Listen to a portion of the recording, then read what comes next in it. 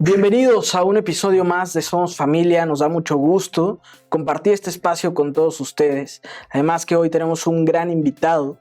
Él es Luis Castillo, psicopedagogo de profesión y además tiene ya cierto tiempo dedicándose a las labores educativas con vasta experiencia. Luis, nos da muchísimo gusto que estés aquí el día de hoy. Hola Pablo, pues muchísimas gracias a ustedes por la invitación. Gracias a ti por estar y hoy tenemos un tema muy interesante que es la importancia de que los hijos se sientan escuchados y comprendidos por los padres. Luis, es un tema que nos puede dar para mucho, pero vamos a tratar de sacar ideas clave y sobre todo consejos para los padres de familia, para los educadores que nos ven y que nos escuchan. Y yo quisiera preguntarte primero, ¿por qué es tan importante que los hijos se sientan escuchados por los padres? O cambiemos a los personajes. ¿Por qué es tan importante que los padres escuchen y comprendan a sus hijos? Me atrevería a decir que no es importante, es totalmente necesario, es enteramente necesario, porque el escuchar al hijo va a hacer que el hijo haga también esa metamorfosis del pensamiento y lo plasme en algo concreto, que es la palabra. Entonces, todo el revoltijo que tiene acá, todas las ideas, toda la innovación, toda la creatividad, todas las maravillas que tiene acá, lo plasme en algo concreto que es la palabra, le ayuda a que se dé cuenta de lo que está pensando también. Esto es bien interesante, es necesario. Oye, y hablando del tema afectivo, también ¿por qué es tan importante esa comprensión o esa escucha de los padres hacia los hijos? Antropológicamente hablando, la persona tiene ciertas necesidades, ¿no? Por ejemplo, tiene 5 necesidades principales, antropológicamente hablando. La primera, saberme conocido, saberme comprendido, saberme útil, saberme amado y saberme perdonado. Entonces, bajo esta lógica de estas 5 necesidades que tiene todo ser humano, que por eso también las redes sociales han pegado mucho, porque es una manera muy sencilla de que las personas me conozcan en redes sociales, de que las personas me comprendan. Es una necesidad que tiene el niño, es saberme querido, saberme amado, saberme conocido, saberme comprendido. Y esa es una manera muy sencilla, el escuchar a los hijos, es una manera muy sencilla de cumplir estas necesidades afectivas en los hijos, ¿no? Oye, y por ejemplo, ahorita ponías el ejemplo de las redes sociales, que me parece muy valioso. ¿Cómo podemos darle un consejo a los papás? A ver, los hijos están en las redes sociales, los papás también están en las redes sociales, pero el escuchar a los hijos tiene que ver con el cara a cara, con esa relación interpersonal. ¿Qué consejo le darías a los papás para entrar en una escucha activa, en un tiempo de calidad, en un tiempo en el que el hijo de verdad se pueda sentir amado, escuchado, comprendido? Sabemos que la vida es muy compleja, ¿no? Entonces sabemos que en ocasiones los padres de familia están ocupados, mamá está haciendo el aseo, mamá está cocinando, mamá también está trabajando, papá también puede estar ayudando en unas labores de casa. Normalmente ya en estos tiempos mamá y papá son los que trabajan. Entonces muchas veces los papás podemos llegar a confundir el que yo quiera a mi hijo con le estoy dando cosas, le estoy trabajando por él, para él. El papá lo sabe, mamá lo sabe. Y a veces papá y mamá cuando están enojados como que lo recriminan un poco a los hijos, ¿no? En el sentido de, pues es que yo me esfuerzo, hijo, por conseguirte un buen colegio, por conseguirte buena ropa, por conseguirte una bonita casa. Valóralo, hijo, porque nos esforzamos mucho. Como en un tono, o sea, si leemos entre líneas. De reproche. Como de reproche, ¿no? Como de, hijo, o sea, no me gusta que existas, pero existes, entonces te estoy recriminando que existes, ¿no? Cuando el hijo no pidió nacer, cuando el hijo es un regalo, es un don. Y entonces hay que verlo como ello, como un don, como un regalo. Él no pidió nacer, no es su culpa, por así decirlo, haber nacido. Entonces, papá, mamá, cuando hacen ese tipo de comentarios puede ser muy peligroso, ¿no? ¿Qué le dan? Le dan cosas, le dan, cosas materiales, laptops, celulares y demás, ¿no? Niños pequeños que ya tienen iPads. Estas generaciones, que es conocida como la generación alfa, los niños pequeños, que es también la generación de la pandemia, ¿no? Que son niños que ya traen este chip literalmente de la tecnología, que lo utilizan muy bien. Entonces, fíjate cómo es interesante que mamá y papá ayuden a que el niño se sepa querido. No es solamente necesario que mamá y papá le quieran, sino que el hijo se sepa querido. Entonces, cuando no se percibe querido, va a buscar placeres. Acuérdate de estas 5 necesidades, ¿no? Cuando no las cumplen, entonces van a recurrir a otros placeres. Por ejemplo, comer a cada rato. Por ejemplo, el placer que genera el estar jugando algún videojuego. Por ejemplo, fíjate, desde que somos pequeños, la atención se enfoca en 3 cosas. Sonido, luz y movimiento. Sonido, luz y movimiento. En esas 3 cosas la atención va a enfocarse. Y el iPad o los celulares tienen este tipo de cosas, sonido, luz y movimiento. Entonces, es muy interesante cómo el niño es muy fácil que adquiere estos placeres a través de esas tabletas, ¿no? Pero entonces deja de percibirse amado, de percibirse comprendido por mamá y por papá. Esto afecta muchísimo en la parte afectiva del niño. Tú me preguntabas cosas concretas o consejos concretos para que papá esté con el hijo. Sencillo, primero que le quite el iPad, que le quite la tablet.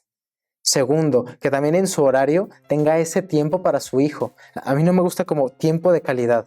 Ese tiempo de calidad es como el tiempo que te tengo que dar y ya, y luego lo demás me deslindo. O sea, no se trata de eso, sino más bien cómo el tiempo que estoy con él puedo aprovecharlo al máximo para escucharle, para comprenderle, para que él también me escuche, para educarle. Fíjate, Pablo, algo así muy interesante, me impactó mucho este dato.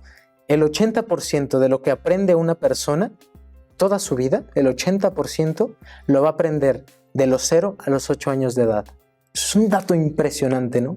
Entonces, como de los 0 a los 8 años de edad, si papás que tienen hijos a esa edad nos están escuchando, qué importante que en ese momento aprendan los hijos a ser escuchados, a saberse amados, porque ese momento, esos pilares de 0 a 8 años de edad van a determinar muchísimo su comportamiento a lo largo de su vida. Bueno, y además, si ellos, sabiéndose amados y aprendiendo a amar también, pues podrán hacerlo cuando crezcan con su familia.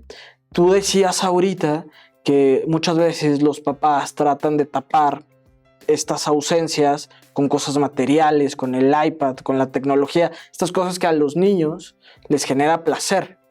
Pero ¿qué cosas concretas, además de proveer cosas materiales, pueden hacer los padres de familia con sus hijos? Además de pasar tiempo, además de escucharlos, pero ¿cómo? ¿No? Es la gran pregunta que nos hacemos los padres de familia. ¿Cómo le hago? O sea, sí, lo escucho, pero dime cómo. Es algo muy interesante porque los padres buscan taparlo, pero también los hijos buscan encontrarlo. O sea, son buscadores, ¿no? Que van a buscar, no saben qué están buscando y van a encontrar.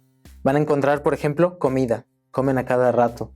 Van a encontrar, por ejemplo, videojuegos. Van a encontrar, por ejemplo, niños, ya después en etapas adolescentes, que sí les escuchen, ¿no? Que sí les acepten, que no les juzguen. Y entonces es por eso que la mamá llega toda preocupada, es que ya no me cuentas nada, es que hijo, ya no sé nada de ti. No, porque cuando te contaba ni me escuchabas, o me escuchabas y luego me atacabas. Y luego me decías, hijo, que no sé qué, que esto, que lo otro, que no sé qué. Y entonces está la crítica y está el juzgar al hijo, ¿no? O a la hija. Entonces, un primer consejo que se puede arrojar de esta reflexión es eso. Escucharle, pero escucharle no para regañarle, escucharle no para criticarle, escucharle no para juzgarle, escucharle para comprenderle, escucharle para hacerle pensar. Oye, hijo, ¿y tú qué piensas de eso que me dices? ¿Y cómo te hace sentir eso que me cuentas? Oye, ¿y qué pensaría Dios de eso que me estás contando? ¿Qué pensaría tu papá, si es que no está presente, de eso que me estás contando? Eso ayuda a que el niño haga esa metamorfosis, ¿no? Algo también que ayuda el que escuchemos a los hijos es, por ejemplo, principalmente 2 cosas: la parte de la creatividad y la parte de la resiliencia. La parte de la creatividad para que siga explotándose. Mis ideas son validadas por alguien. Si son validadas por alguien, entonces puedo seguir ideando, puedo seguir creando o co-creando. Y también la parte de la resiliencia. La parte de la resiliencia es, si yo me sé amado, si yo me sé querido, si yo me sé importante para mi familia, entonces yo puedo salir adelante más fácil de los problemas. Otra cosa también es eso, ¿no? Que mamá y papá tengan ese momento para escuchar. ¿Cómo hacer ese momento? Ya hay cosas muy concretas. Por ejemplo, que se sienten a ver una película y que después la platiquen. Oye, ¿cuál fue tu personaje favorito? ¿Por qué fue tu personaje favorito? Si tú estuvieras en esa película, ¿qué hubieras hecho diferente? Eso ayuda a que el niño también vaya teniendo ese tema de conversación, esa riqueza interior para poderla compartir. Otra cosa también que se me ocurre, por ejemplo, juegos en familia.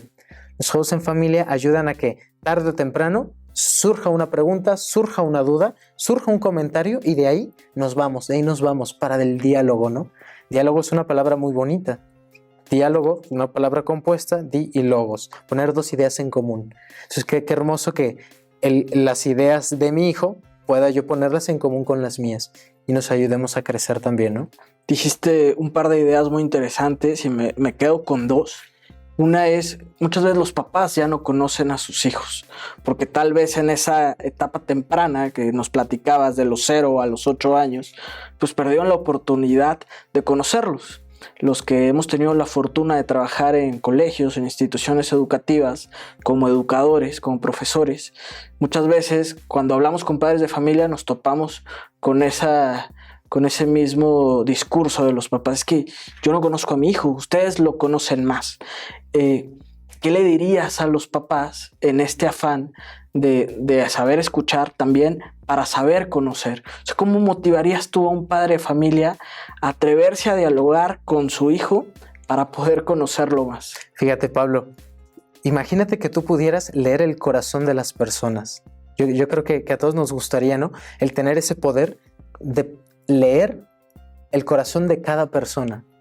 Hay una frase de los evangelios que dice: de lo que abunda el corazón habla la boca o habla la lengua. Entonces fíjate qué importante que el escuchar a tu hijo es aprender a leer su corazón, porque de lo que va a hablar, de eso está lleno su corazón. Eso es algo muy hermoso, ¿no? O sea, poder leer el corazón de mi hijo y que mi hijo también aprenda a leer mi corazón. Yo creo que eso puede motivar mucho a las familias, ¿no? Otra cosa también, lo reitero, la parte de la resiliencia, que es fundamental. O sea, que el niño se sepa querido, se sepa conocido, se sepa amado, para que después tenga las herramientas suficientes para afrontar cualquier problema que se le ponga encima, ¿no? Que se le ponga enfrente. Y eso, si tú te fijas, en las etapas de 0 a 8 años, en un estudio de la Universidad de Stanford, pensó eso, ¿no? A ver, ¿dónde aprende la relación con los demás? La relación con Dios, el lenguaje, el tono del lenguaje, la manera de dirigirse a los demás, el trabajo en equipo, la manera de afrontar los problemas, es en esa edad de 0 a 8 años. El que le escuches ayuda a que el niño tenga esa herramienta, por así decirlo, de ok, me estoy dando cuenta, que es lo que hace la psicología, ¿no? Me estoy dando cuenta de lo que estoy pensando. Y viene lo que es el método PEAC de Patricia Vidal Bergogli. Lo desarrolló muy interesante porque dice: todo empieza en el pensamiento. El pensamiento nos va a llevar a una emoción. La emoción nos va a detonar una actitud y la actitud luego después al comportamiento. Pero fíjate cómo todo empieza en el pensamiento. Por eso es importante saber qué es lo que piensa mi hijo, incidir en su pensamiento para que tenga emociones positivas, su actitud sea positiva y su comportamiento sea positivo. Porque si nosotros pensamos cosas negativas, las emociones van a ser de ira, van a ser de tristeza de manera natural.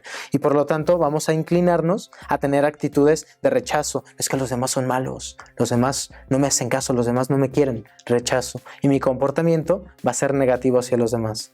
Por eso después tendemos hacia el vicio. ¿Cómo podemos tender hacia la virtud? A través del pensamiento. Si yo pienso positivo del otro, mi emoción va a ser de alegría, de felicidad. Y entonces mi actitud y mi comportamiento van a ser positivos al otro. Pero qué importante enseñar esto o incidir en el pensamiento del niño desde pequeño. Desde joven y desde adulto también, claro que se puede, ¿no? Una familia que nos esté escuchando: oye, mi hijo está en preparatoria. Claro que se puede. Claro que se puede empezar a incidir también en el pensamiento de manera positiva, ¿no? Claro. Luis, la segunda idea que me parecía muy importante y la acabas de mencionar con todo esto que nos explicas es el tema de la resiliencia. Es una palabra muy de moda por el contexto social, etcétera, pero ¿cómo le podemos ayudar a los papás a que eduquen a sus hijos en la resiliencia? Híjole, Pablo, es bien interesante. Mira, Boris Cyrulnik, y tiene varios libros así, Boris Cyrulnik, con C. Hay un libro que se llama Los patitos feos. Él vivió la Segunda Guerra Mundial. Entonces él relaciona el cuento del patito feo también un poco con su historia, porque los judíos eran después de que sus familiares eran separados. Entonces los niños judíos tenían que ser adoptados por familias alemanas, familias polacas, y eran familias más altas, personas más güeras. El judío es un poco más narizón. Entonces los niños, obviamente, entre niños se comparaban, ¿no? Un niño judío contra un niño alemán, contra un niño polaco. Entonces sentían como patitos feos. Entonces empieza el trabajo, todo de la resiliencia, y se empiezan a preguntar varios autores cómo podemos educar la resiliencia. Primero, no compararlos, no comparar a los hijos, sino más bien reconocer sus habilidades. Hay una familia que me gusta que lo que hace es, del traslado de la casa a la escuela: hijo, 3 cosas por las cuales estés agradecido. Pues esto, que tenemos un carro, somos católicos, tenemos un buen colegio. Ok, 3 cosas que te gusten mucho de ti. Eso ayuda también a que, si yo me conozco, si el niño se conoce, se acepte y luego se supere, ¿no? Que es la filosofía de San Agustín. Conócete, acéptate, supérate, que es la base también de la psicología. Entonces, ¿cómo podemos ayudar también a nuestro niño a que a través de escucharle se vaya conociendo? Oye, hijo, siendo realista, ¿no? Tienes estas y estas cualidades, hijo, pero también esta y esta no la tienes tan buena. ¿O qué piensas? Sí, mamá, no soy muy bueno en eso. Para que a la hora de estar conviviendo con sus iguales, llegue otro niño y le diga: eres bien malo en esto. Sí, me conozco, ya lo sé. Esa es resiliencia, ¿no? O sea, por eso escuchar a los hijos ayuda a saber qué piensan de ellos mismos.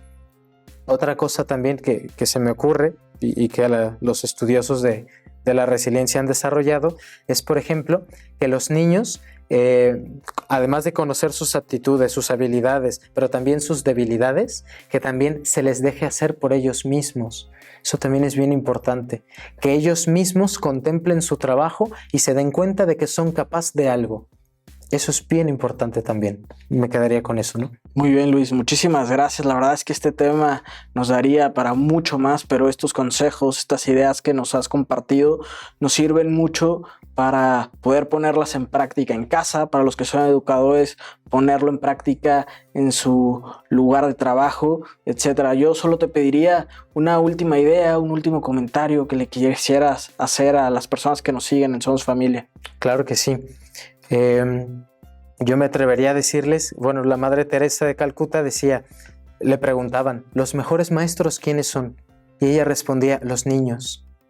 Yo creo que hay mucha sabiduría en ese comentario, porque yo invitaría a los papás que nos escuchan a que cuando tengamos alguna dificultad, un problema, no sepamos cómo solucionar algo, le preguntemos a los niños, porque los niños todavía tienen mucha creatividad.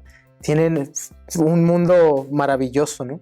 Entonces, animemos a escucharlos, animemos también a tomarlos en cuenta, porque si de pequeños los tomamos en cuenta, de grandes en sus decisiones, también como papás nos van a tomar en cuenta. Muchísimas gracias, Luis, y muchísimas gracias a ustedes que nos han hecho favor de seguirnos en este episodio de Somos Familia. Nos vemos y nos escuchamos en el próximo.